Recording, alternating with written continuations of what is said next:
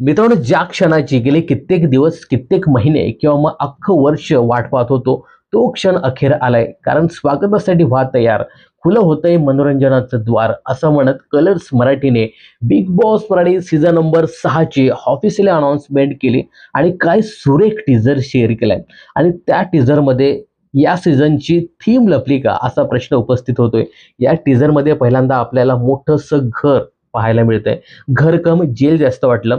त्यानंतर स्वर्गातलं मोठंसं घर दिसतंय आणि त्यानंतर नरकातलं घर आहे की का, असा प्रश्न उपस्थित होतोय. त्यामुळे मला असं वाटतं की हीच या सीझनची थीम असण्याची दाट शक्यता आहे. मित्रांनो, टीझर तर आलाय, पण या सीझनचं सूत्रसंचालन कोण करेल?